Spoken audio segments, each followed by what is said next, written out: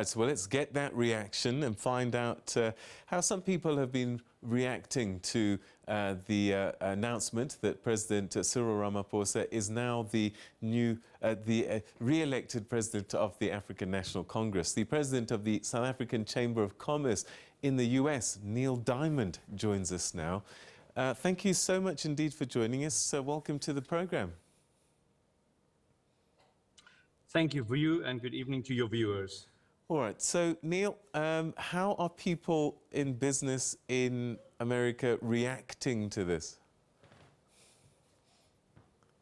I believe that people in the US is elated with the re-election of Cyril Ramaphosa as president of the ANC. It will definitely restore some investor confidence and business confidence within South Africa, especially given the last few weeks of uncertainty and the possible resignation of the president that hang over our heads. The president is definitely regarded as a business-friendly president and somebody that has got the right idea about the economy. All right. Is this not more relief rather than actual joy that he's the man?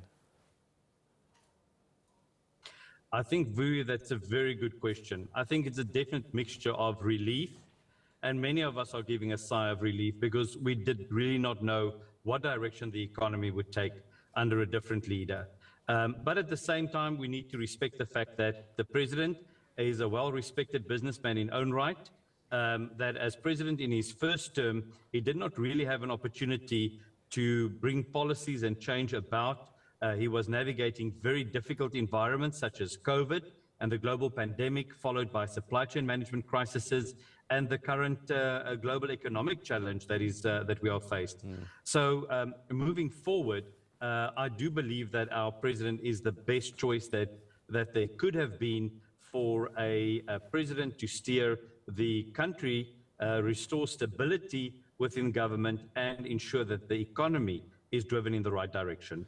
I remember 10 years ago at the National Elective Conference in Mangaung, Cyril Ramaphosa was brought in on a ticket to appease business because he was a businessman, and that they thought that the ANC mix needed someone like that.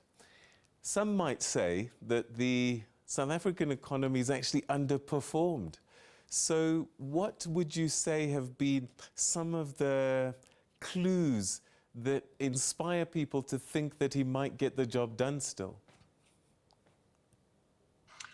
I think if we compare the South African economy, and I'm speaking as an investor and a businessman, with our peers, and that is a group of emerging economies, including the likes of Russia, South Africa have actually not underperformed. The Rand has had some difficult challenges navigating, especially COVID and the energy crisis in our country. But if we take out those key issues that have been an attack on the economy, such as energy and such as the global economic crisis, I do believe South Africa still offers a very great investment opportunity for global and international investors and business people. South Africa is still a key market. It's the largest trading partner of the United States in Africa. And as such, Cyril Ramaphosa definitely instills confidence in South Africans. Business people in particular, are delighted with the fact that Cyril Ramaphosa continues as ANC president. In fact, the markets reacted positively. The JSE finished 0.51% higher today. Financials leading the way, banks and the financial houses, the Sanlams, etc., etc. And they say that these financials usually are the ones that are particularly volatile when it comes to political uncertainty. So a lift on the JSE, but also the Rand. I mean, it rose to almost nearly 2% higher during the course of the day. Around about 5:30, I think it was sitting at about 1.7% higher, which is a good indicator of how this news had been absorbed by the business community. Well, let's go back to Neil Diamond, who was explaining to us why there have been clues that Cyril Ramaphosa and the South African economy generally, bar a few unusual items has actually not done that badly, Neil. Thank you, Vuyo. I'm sorry, as you know, I'm on Yeah. the other side of the planet, so thank you for understanding our bad connection.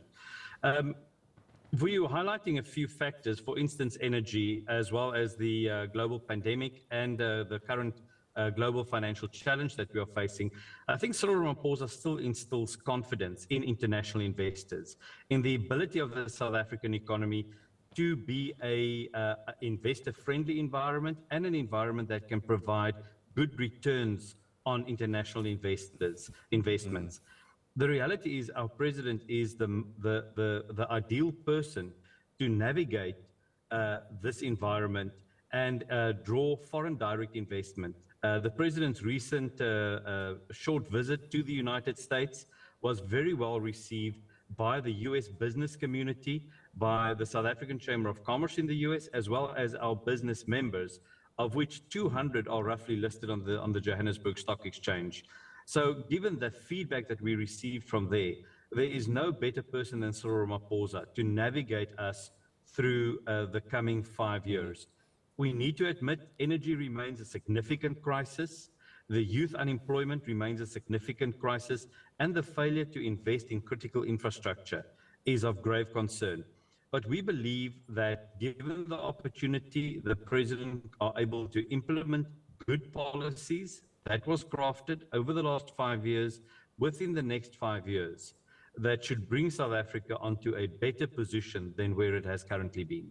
All right, so what is it about Cyril Ramaphosa in particular? Because the ANC will tell you that it is the ANC, it doesn't matter who is president and who is president of the party, it's ANC policies that are doing all the things that you're describing. But I get a sense that people trust the person more than the organization.